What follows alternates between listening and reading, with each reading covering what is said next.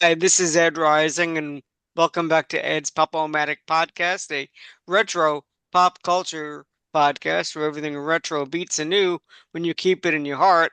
And tonight we're going to talk about Harpo Marx of the Marx Brothers and a new CD release from a performance that he made uh, back in the 60s. And so we have quite a group to discuss this with. We have Daniel Coston and John Tedlier. Did I pronounce that correctly? Tefla. Tefler. Tefteller. John Tefla. Tefler. These No, two it's not. guys, I still said it wrong, right? Tefteller. Tefla. No, Teftellier. Okay. no, you're still No. wrong. You guys are goofing around. It's That's, Tefteller. thank you, John. Thank you, Tefteller. John. Holy That's Anyway, okay. moly. Anyway, these guys were fairly responsible for unearthing this um, performance and putting it out on CD. So we'll hear all about that. We have Bob Greenberg Hello, peeps. and Hello, peeps. Hello, and peeps. and we have Fred Velez. Hi, folks. And so we have quite an interesting group, people who love the Marx Brothers and Harpo in particular. And so, Fred, I'm going to ask you to take it away and share what you'd like to share. Okay, well, being a fan of groups like the Beatles and the Monkees, um, obviously they were influenced comedy-wise by uh, comedy teams like the Marx Brothers. In fact, when A Hard Day's Night came out, a lot of critics commented that they were like the new Marx Brothers. The Monkees, when they first were being put together, they were schooled by watching films of the Marx Brothers and Three Stooges and films like that. So there's a strong Marx Brothers influence in their humor. So, and I've been a Marx Brothers fan for a long time. I love their films. I got into them back in the 60s. I remember seeing Groucho on the Jackie Gleason show and things like that, and seeing Harpo on Candid Camera. So I fell in love with these guys way back when and started seeing their films on television.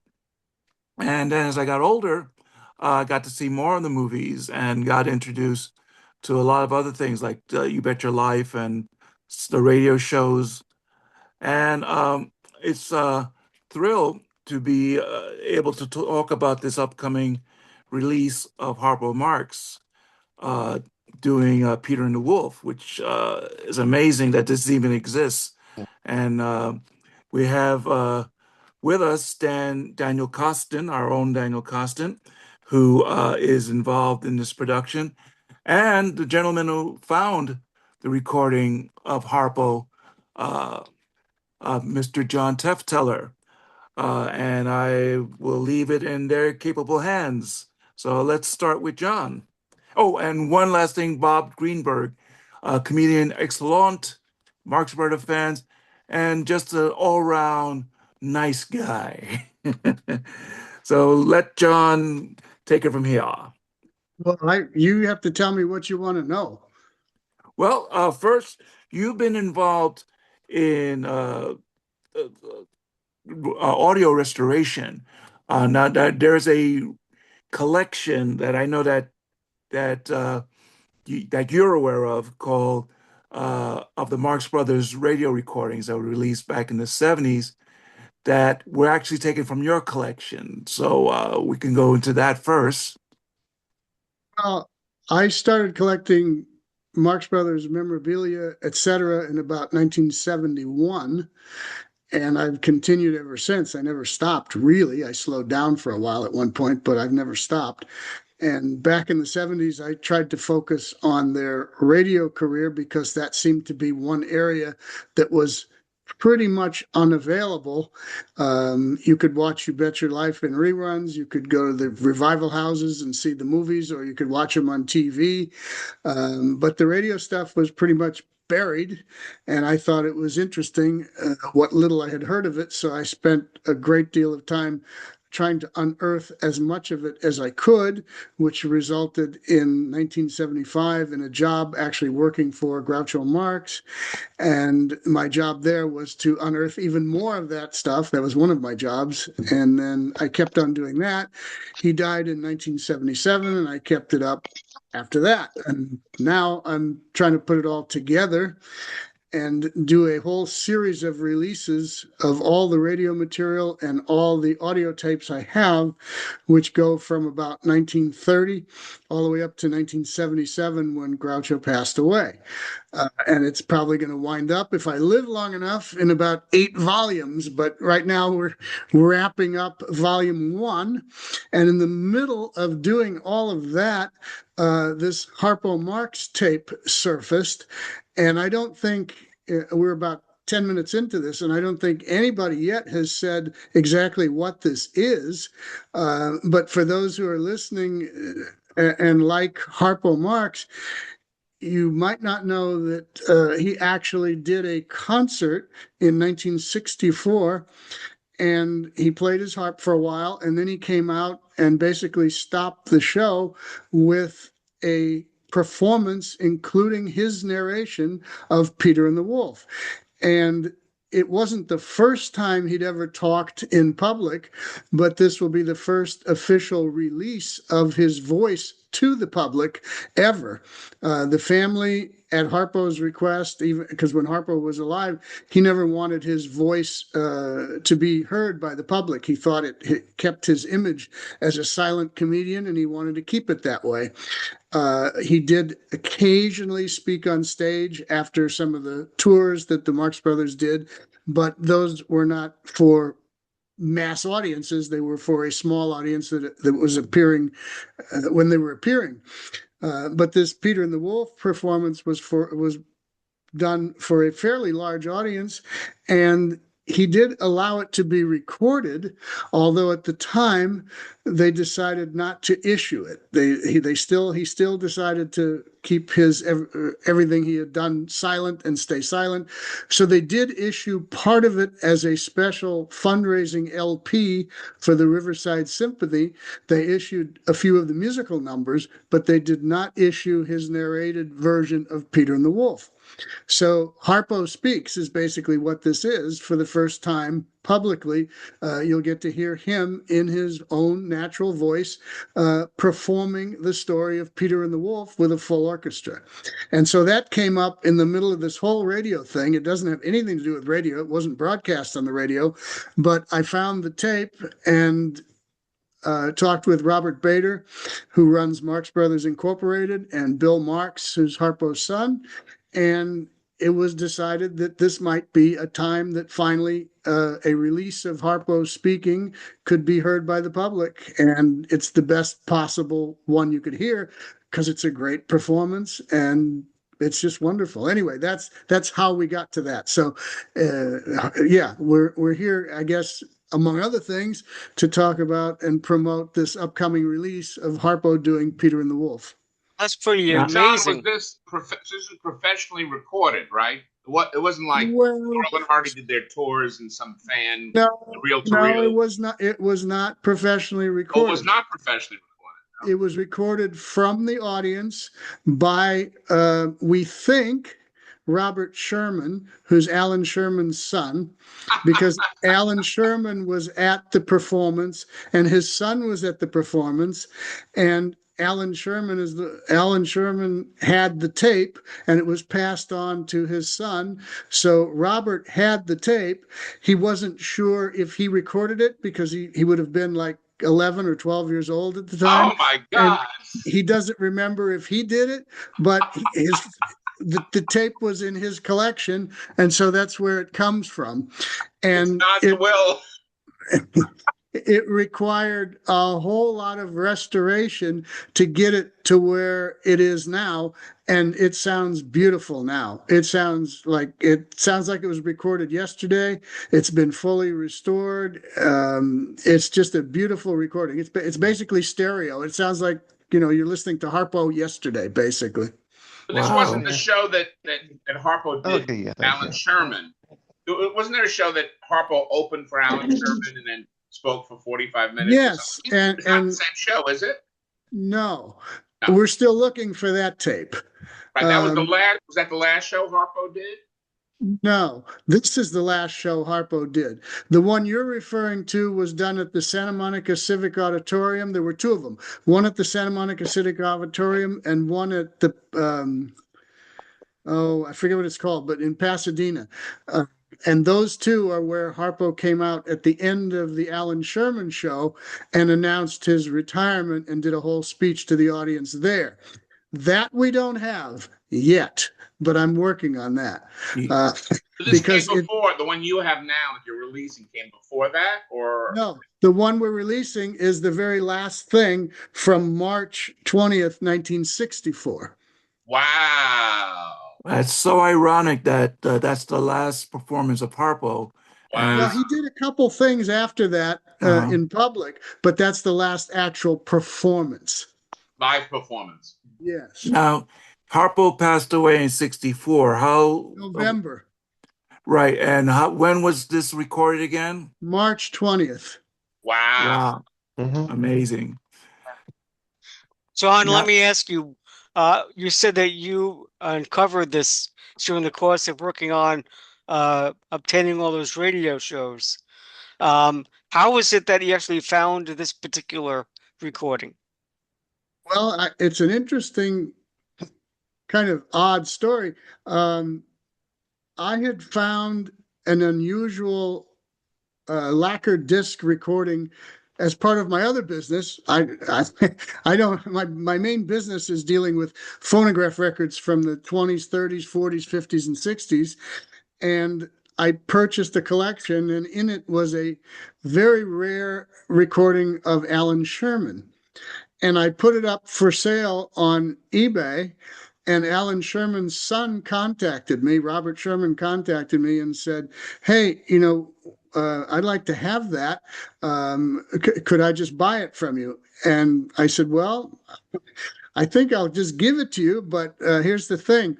I want to know if you happen to know if anywhere in your father's collection there is a tape of the performance where your father introduces him and it's his farewell. He addresses the audience and gives a farewell." And he said, "Well, yeah, I have that tape." And I said, "All right, well, let's do this. I'll give you the thing I have on your father. I'd like to come out and visit you and borrow the tape of Harpo with your father." And he said, "That's fine." So I went out to his house out in Malibu area, and he had the tape there. And the box for the tape said Pasadena Civic Auditorium, Alan Sherman Show, Harpo Marx, 1963. I thought, okay. I said, "Do you have a machine here?" And he did. And I said, "Let's hear a little bit of this." So we took out the tape, we put it up on the machine and started playing it. And it was not that performance. It was not. It was the Riverside Symphony Concert from 1964. Okay. So somehow over the years, and he doesn't know quite how because he doesn't know, somehow the original tape that was in that box got replaced with this Riverside Symphony tape. And so I figured, well, hey, that's good too. So I borrowed that. And he's still trying to find out if he has the actual one of his father with Harpo from 63. He thinks he does, but he has thousands of reel-to-reel tapes, and somehow it's in a box somewhere unlabeled in the wrong box.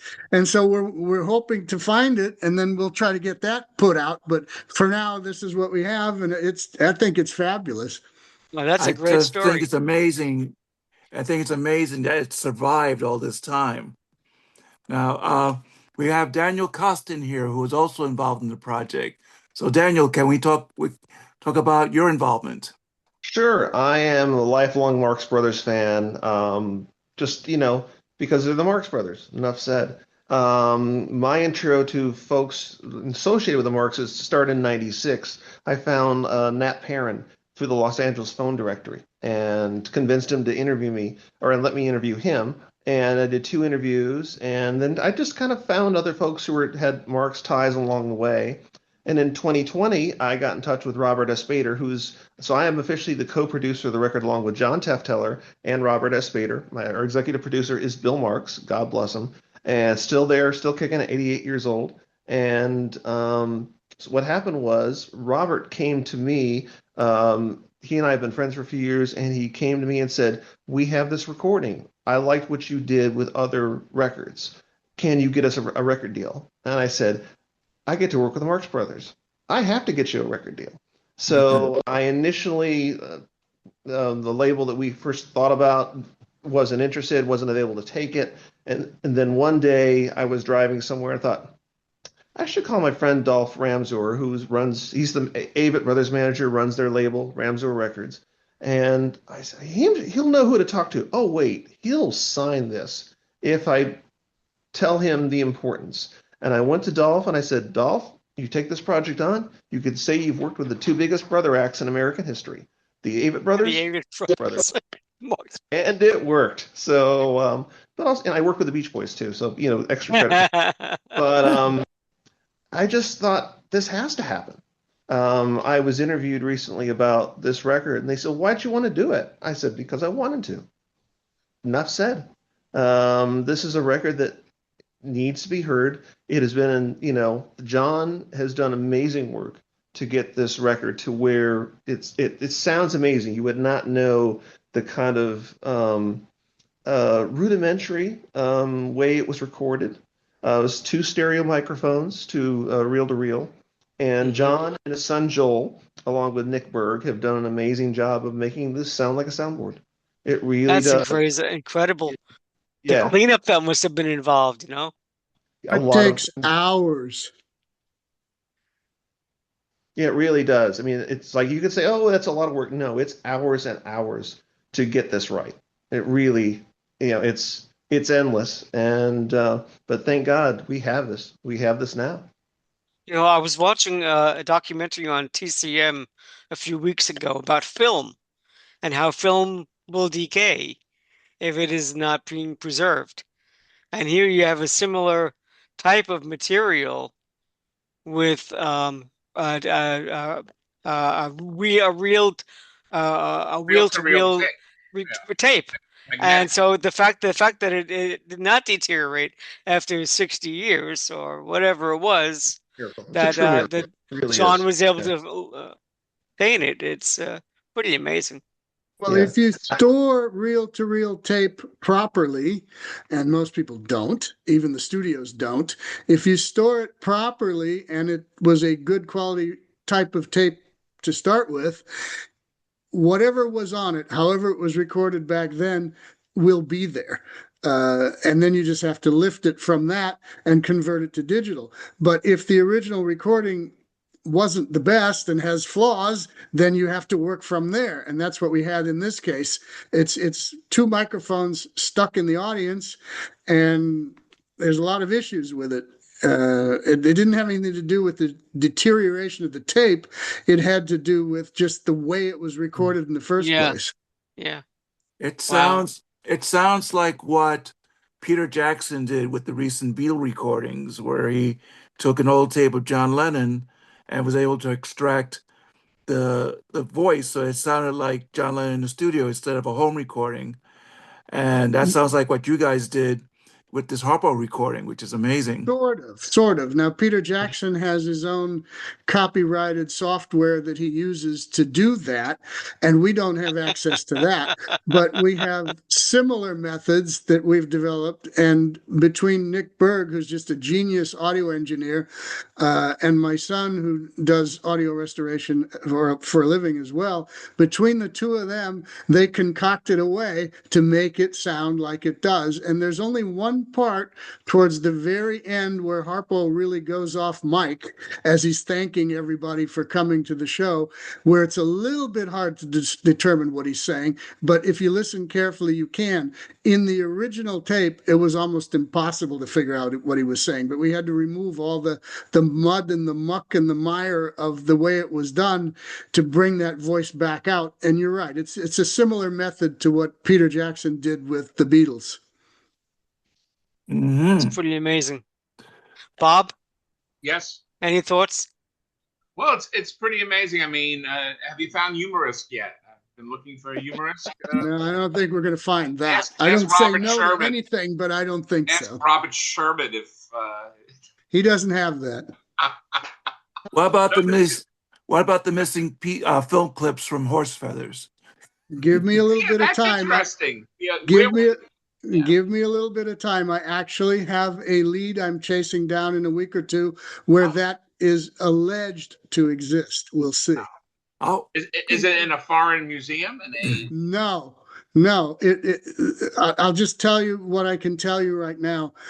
About 3 months ago, a friend of mine in the New York area who deals in records like I do got a call from a lady who was 100 years old.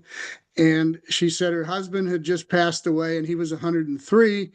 And the entire house was filled floor to ceiling with 16 millimeter and 35 millimeter film. Oh, wow. And she wanted to relieve herself of all this house full of film because she was going to check herself into a nursing home because she couldn't maintain the house anymore now that her husband had passed away. And I said, my friend called me and he said, I bought all this house full of film and there's a bunch of reels that are marked Marx Brothers of old nitrate stuff. He said, you should come and look at all of this. So my job in the next couple of weeks, as I'm headed to New York, to go through tens of thousands of rolls of film, because this guy's collection, he collected comedy films and he collected cartoons. And that's all that's in there. So whether there's a complete Horse Feathers, I don't know. But if there's anywhere where it should be, this is where it should be. Wow. Keep our fingers crossed, guys. And that'll be the next big release if it is. So it's funny, there's a cut scene from Dancing Lady with Larry Fine and Ted Healy. It's a Hitler gag, which I saw as a kid at Theater 80 St. Mark's because they used to show 16 millimeter prints from Film Inc. And I guess they had made, before they cut it, they had made a 16 print and circulated it. But then if you go to Turner Classic Movies or anywhere else, the scene is cut because they cut it out of the negative. So sometimes you have to go to a source like a rental house that may have made a first, run copy of it, and it just circulates somewhere. So is that known to exist now, Bob? Well, my memory as a kid, because I remember these silly things, was that it was Films Inc. They were 16. So if they still, there is a rumor. I remember the guy who runs the Studium, out in wherever that is. I've heard of that, yeah. Yeah, he did buy a 16 millimeter print, I had heard, and I was hoping. There is audio because another Stooge buff they used to show, when we were kids, they would show 16 millimeter prints, right? Probably these libraries, and they showed it on WGN. Where is that? Is that in Chicago? Chicago. Right. And he used to do reel-to-reel, recordings, and he has it on audio. So, but I actually saw it. What's the name of the film?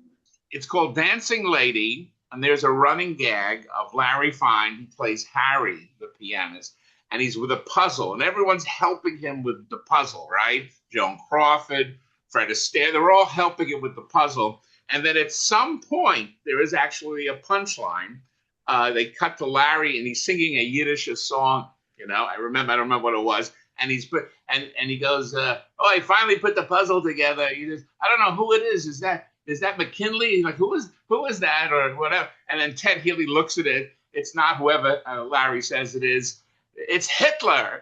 And then Larry goes, "Oi, Gewalt!" And he throws pieces all over the place and everything. And because Larry does say he got it at the 5 and dime. He doesn't know who it is, right? That's the setup. And then Healy says something. What do you expect for a nickel? Santa Claus. That's what he says.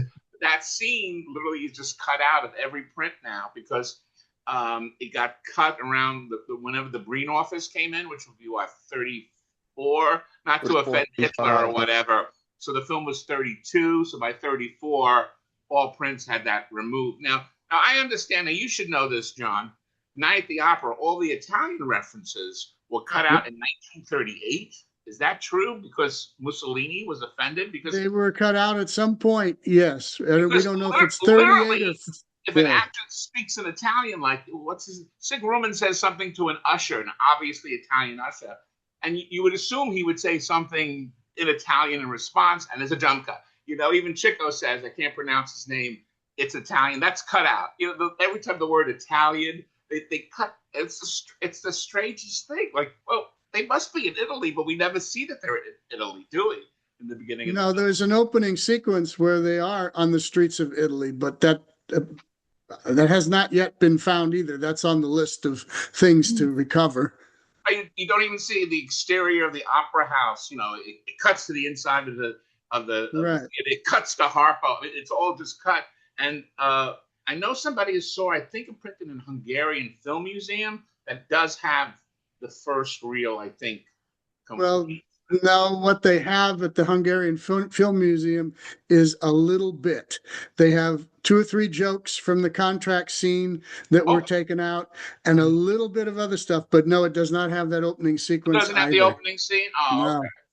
But the best joke is Chico saying, I don't know. I guess Groucho asks, what's your talent's name? And he says, I don't know.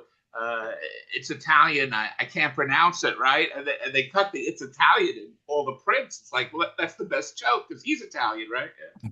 Well, I'm pretty confident that film will be put back together in the next few years. Oh, I hope so. I hope so.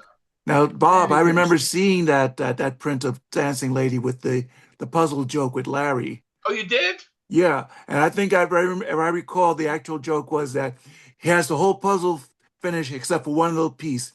He puts the piece on. He says, "Oi, vote! It's Hitler." He puts the mustache on. I mean, that was the joke. I saw it when I was a kid at the Theater 80 St. Mark's, but there is cutting continuity for the film, and so all the dialogue, even the cuts and the point of view of Larry, it's all written.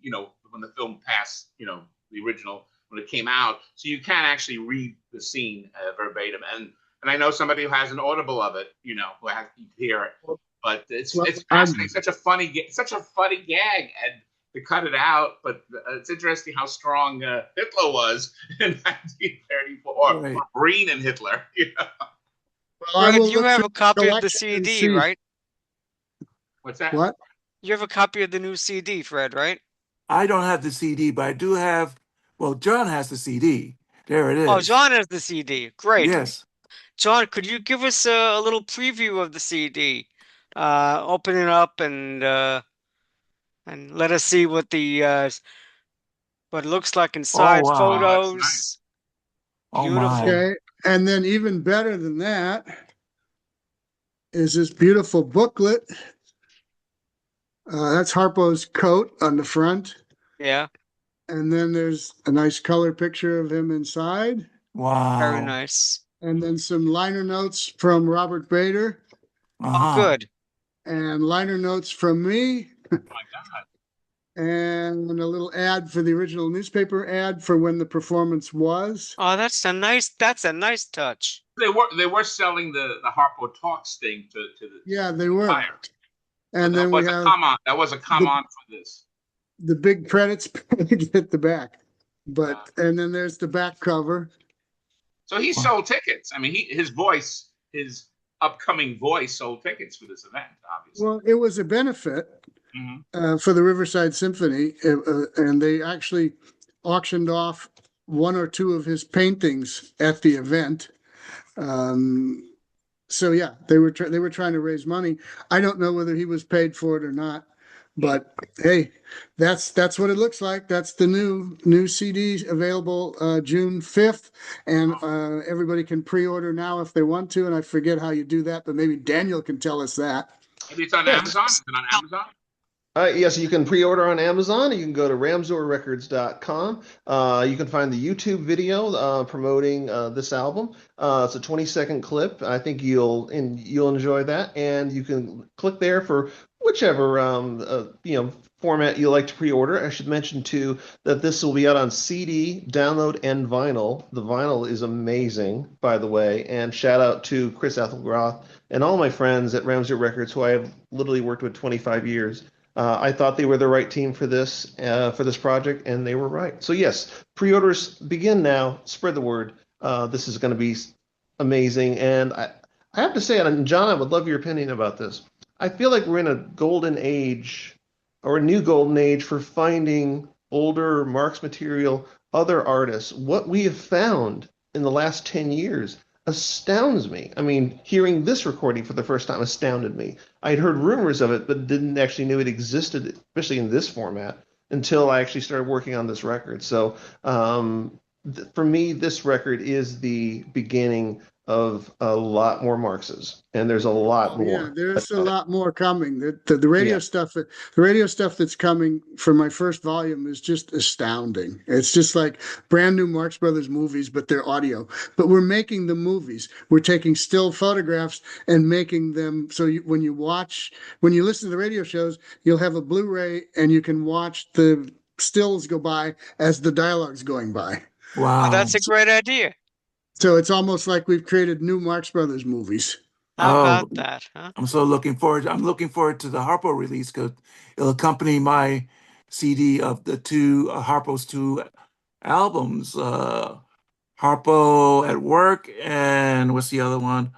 Harp, Harpo and Hi-Fi. Hmm. So And and that he's and Bill Marx was involved with this as well, and it'll be an accompaniment to this book, Harpo Speaks, the famous autobiography by Harpo. So I'm looking forward to all this material. It's like Daniel said, this is a fantastic age to be in to get all this material after all these years. Well, it mhm. would have been sooner, but it just takes so long to restore things properly. The radio stuff, especially because the original recordings are mostly quite badly damaged, and it can take anywhere from 8 hours to 70 hours to do one 3-minute segment. Wow. So if you Wow. start multiplying that out by a half-hour radio show and you've got 70 hours for every 3 minutes, it's insane how long it takes to make it sound correct. Certainly. Wow. Now, John, of the Marx Brother radio material, what is the earliest piece that you found? Well, we have Flywheel Shyster Flywheel from 1932 and 33. We don't have the entire series, but we have a number of them, and those have never been released before anywhere. There's a couple excerpts out there, but never full programs. Well, there might be one in very poor sound, but we have much more than that. Then they had another show after that called The Marks of Time in 1934 for CBS, and we have an episode of that, which has never been heard before. And then there's a bunch of other things that they did as guest appearances all throughout their whole time period. And we have some home recordings from the early 30s. I can't say too much about those yet, but trust me, those are fun. Uh, so we have a lot of real surprises for people that they would have never guessed exist. Now, there's a YouTube video of Harpo speaking, and they show different clips, like him talking at a premiere on the radio. Now, Honk that honk, particular right? He says the honk Hong honk. Kong clip, right? Now, is there the actual radio broadcast? Does that exist, or is just that in that film clip? Well, it's not a radio broadcast. He's at a premiere.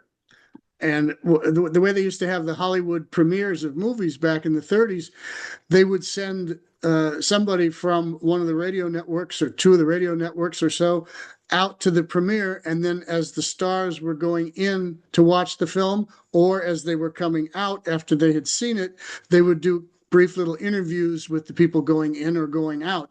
And those would be broadcast over the radio. Now, the one you're talking about, that's all there is. And I'm not using that. I'm using actual other recordings of actual radio broadcasts. I'll just give you one um, preview. The Marx Brothers had their handprints put in Grauman's Chinese Theater in 1933 in the cement. There was a camera crew there, and it was broadcast over the radio. I have the audio, and I have just found the video. Oh, So good. we now have film of that event with them speaking before cameras as they're putting their handprints into the Grauman's Chinese Theater. So that's one of the things that will be on volume one, and it's beautiful. Oh, can't John, you wait. played something of the three of them performing on radio. This was at the Marx Fest a couple of years ago. Yes, that's from 1936. And it was the three of them, and Harpo Yes, was. What was that from? What was that show? Camel Caravan in 1936. It was a Benny Goodman radio program, and Benny Goodman took the night off, turned the show over to the Marx Brothers, and they did a half hour of comedy. There's several things like that. I gave you a little taste of one at Marx Fest, but there's several more, and boy, are they fun. It's fun to hear the three of them because usually Yes. it's usually just Groucho and Chico or Harpo and Gary Cooper and Jack Betty so it was great to hear the three of them live. There's also a program they did in the late 30s called The Circle. And there's one of those that's been circulating around forever because I loaned it to somebody years ago.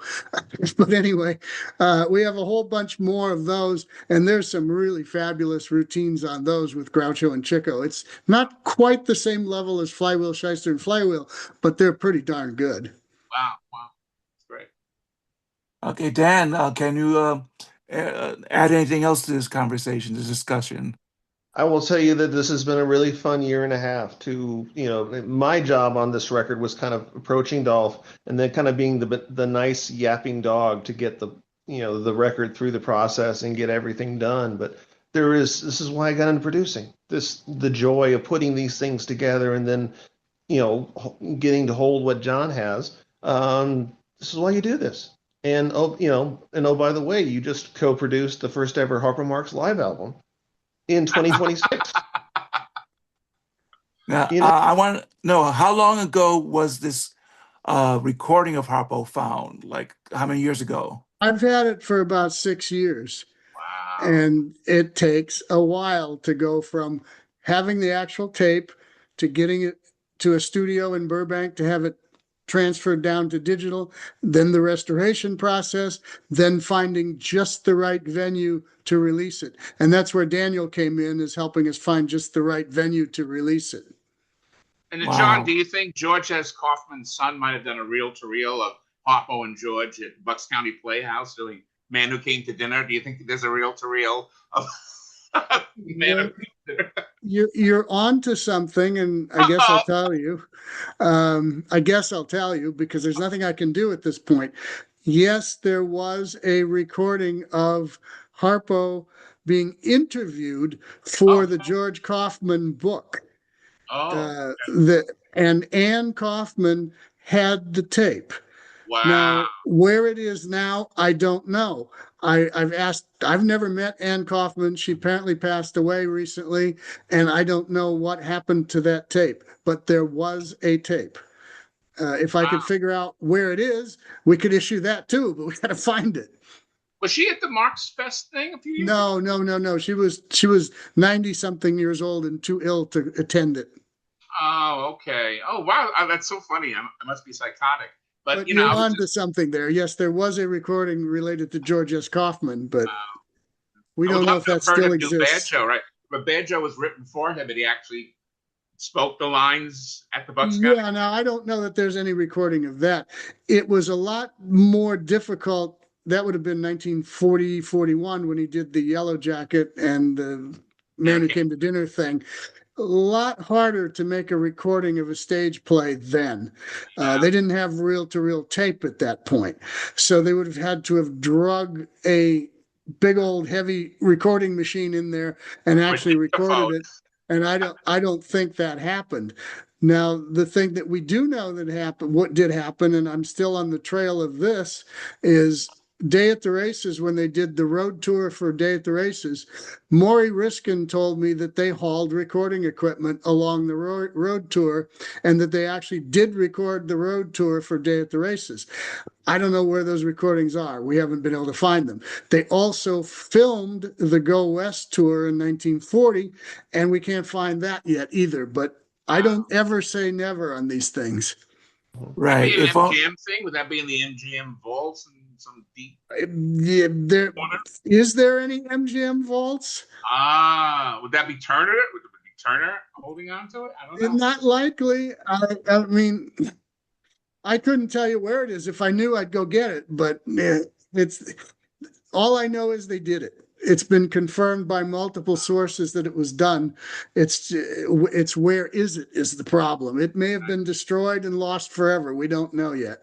In a writer's closet, like up in the No, for all the the writer. writers are dead. Everybody's dead. It's too Yeah. long ago.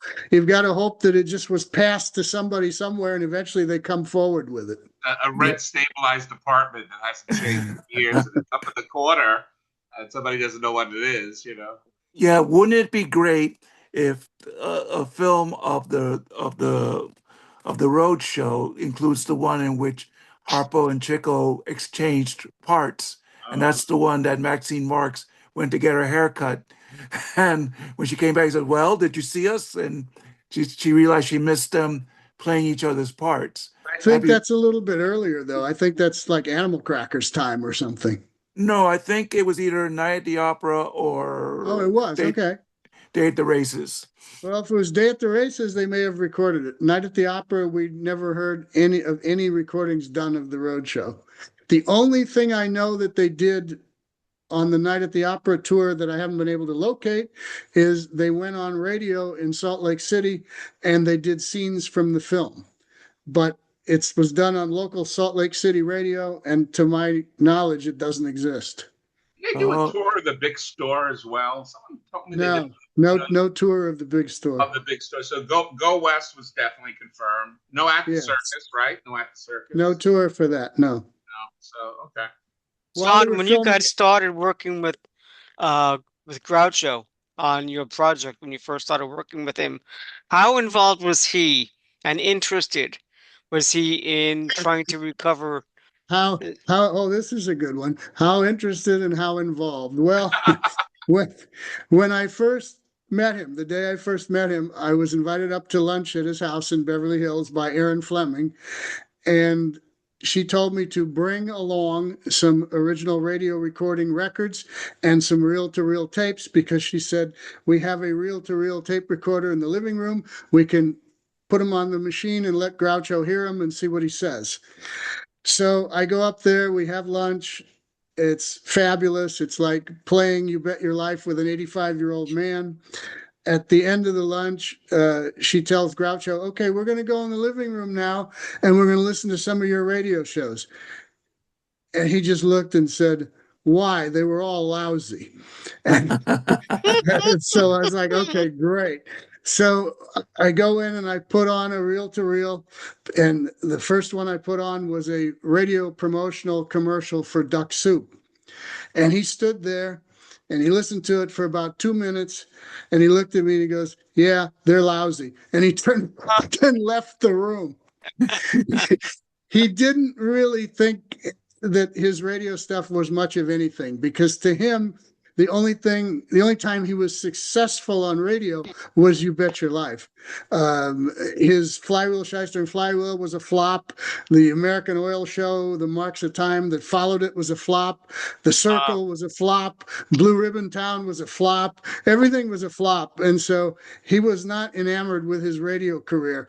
Now, as I continued to work and assemble what I could at the time, and again, this is 1975, 1976, into 1977, and I would bring some of that stuff up to his house and let him hear it as it progressed and as he saw that there was some funny material within that radio stuff, even though he still thought it was like, okay, we were lousy, we failed, whatever.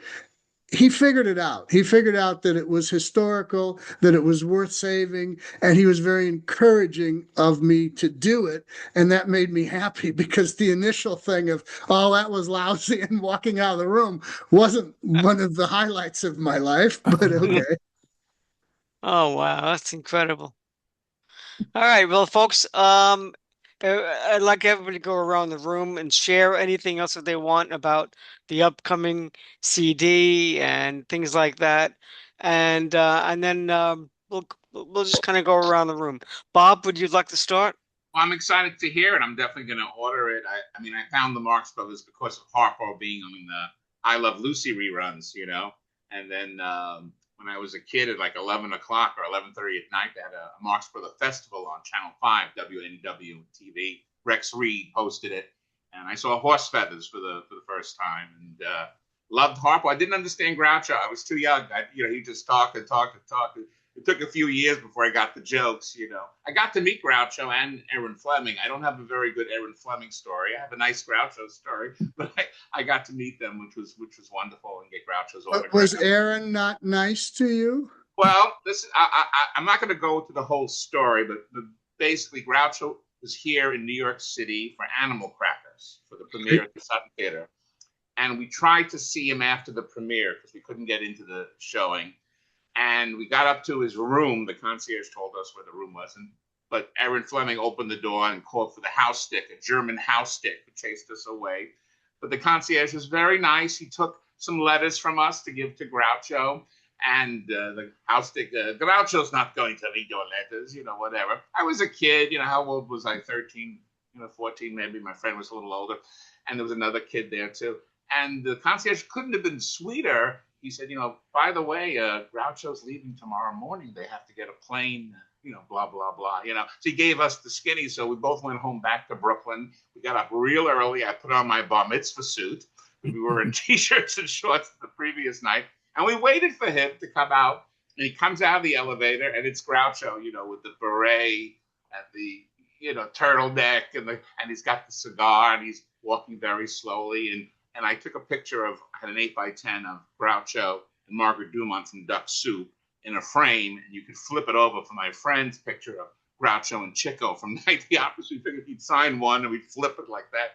So my friend, I couldn't speak, but Groucho was staring at me. I have no idea. He was staring at me. I was staring at him. My friend says, Mr. Marx, we're big fans. Can we get an autograph? And Aaron Fleming says, Groucho has no time to sign your autographs. He's racing to the airport, and Groucho racing to the airport was like this, like this. And he sees the picture, because I hold it up. He goes, I'll sign it. And she goes, motherfucker. She starts, I hadn't heard these words, motherfucker, got this. And she had a bag, and she threw the leather bag over her shoulder. Bam. He shuddered a little bit. He actually shook a little bit. I do remember that. And then she storms off to the concert and starts screaming at them, maybe about us, I don't know. But Groucho, with a deliberate lowercase g, signs mine, Groucho. We flipped it over, and he was like, oh, he thought that was so funny. Then he deliberately signed it. And that's wonderful. A little boy had a piece of paper, though. He wouldn't sign. He said, I don't sign blank pieces of paper, he said. But anyway, as he was leaving, my friend had one of the first Polaroid cameras, and he ran up ahead of Groucho to get a picture of him. And Groucho freezes. He gets in his pose, and he's like this. My friend says, what's wrong? And I said, he's holding for a still. Take the picture. So my friend takes the picture, goes, and Groucho continued walking, and then eventually got into the car with Charlotte Chandler. Was that her name? She wrote a book. Hello, she was probably there, yeah. He was in the car, in the limo. And we thanked him through the glass, and I can still see him go. He's waving to us, and he goes, goodbye. He was like making sure his mouth read through the glass, goodbye, like that, goodbye. I can still see his eyes and the back of his teeth. So I had a wonderful experience with Groucho. Aaron Fleming, not so much. But anyway, I love Aaron Fleming was always nice to me. We got along fabulous, and she even used to call me for dating advice, which was weird because I was like 16 years old, and she wanted my dating advice. But anyway, she was nice to me, but I know she had a volatile temper. I saw her explode at a couple different people for different reasons, but she never exploded on me, so I consider me good. But I'm sorry you had that experience, but I know she was like that on occasion. And by the way, I did receive another autograph picture from Groucho, Hollywood, California. So we left those letters the previous night. So it's the A&M Records, An Evening with Groucho. And it's written to Bob, but I found out later that more than likely Steve Stoliar wrote to Bob. But he did sign probably. It. But I can match the Groucho. The signature would be correct, but the inscription would probably be Steve Stoliar at that point. Groucho's calling me Bob. Everyone's now going to call me Bob. Because I was Robert, but I found out years later, thanks to Steven Stoller, that it was probably Steven Stoller. It wasn't Groucho going, oh, Bob. No. But whatever, I got 2 autographs from Groucho. I can't complain. And he was very nice. You're good. You're good. Bob, anything you want to promote? What's that? Anything you want to promote? Well, I'm hopefully in the new Steven Spielberg movie, so look for it Cool. Yeah, yeah, yeah. Disclosure Day. I think it's June 12th or June 13th. I have a nice scene. Hopefully, Very cool. I shot it last year, and as far as I know, I'm still in it. You never know as an actor. Excellent. I Excellent. have guaranteed billing, so if you don't see me, look for my credit. No, you'll see me. You'll see. Super. Fred? Okay, well, usually my two monkey books, a little bit me, a little bit you, the monkeys from a fan's perspective, and my most current book, a little bit me, a little bit you, two, the monkeys from international fan perspectives, both available on Amazon in print and Kindle. So hopefully folks will look those up. And like I said, there is a Marx Brothers connection with the monkeys, so you could check it out for that. And again, I am looking forward to this Harpo Marx release. I want to thank again John Tefteller and Daniel Coston for the incredible work you both done, and God bless Bill Marx for what he's done as well. And was it you said Richard Sherman, who Robert Sherman. Robert Sherman, Alan Sherman's son, for having this tape, and thank you, gentlemen, for all you've done for the Marx Brothers fans out there who are waiting with bated breath for this release. Well, And And you're there's Daniel? welcome. Daniel. Well, and thank you, John, for displaying that again. Yes, I'm Daniel Coston. My apologies for laying down tonight. I am sadly currently in the hospital. Hoping to try to get some things taken care of this week. So, send some good vibes for me. But I said, I'm doing a podcast with John Tefteller tonight, and my friends Ed and Fred and all the gang. So I was just like, you know what, we're doing this. As always, like this Harpo record, we're doing this. So, along with the Harpo record out June 5th, I am overseeing or have been overseeing the new Strawberry Alarm Clock record. It's coming out on Big Stir Records in August. It's amazing. The Circle album, which I produced, Revival, will be out on vinyl on July 10th with a new single. Check that out. Work continues on the Chad and Jeremy archives, which have amazing, and I hope you get to hear that in the coming year. And there's always something going on, of course. So I hope to see you guys out in the wild world soon. And Cool. John, we're looking forward to this Harpo release and also the radio releases, hopefully very soon. Okay, well, it's Ramseur Records, Ramseur, Ramseur Records. It's Amazon.com. You can do pre-orders from either Amazon or RamseurRecords.com. And just get this CD. You're going to love it. It's just fabulous. It's Harpo speaking for the very first time you will have heard him. And It's it's very exciting. also on vinyl, of course. And vinyl, yes, you can have that. I Very don't have a exciting. vinyl to show, but they're coming. It'll be coming. I just wanted to share that my friends, when I was in high school, were huge aficionados of the Marx Brothers, Laurel and Hardy, and so forth. And I imagine that your work probably had a good hand in that, because trying to find this and find these films and so forth and performances and be able to uh, you know uh, recirculate them, or whatever you want the term is a pretty fascinating thing. And so we thank you for doing that and your continued work in in bringing this material out to the rest of the audience.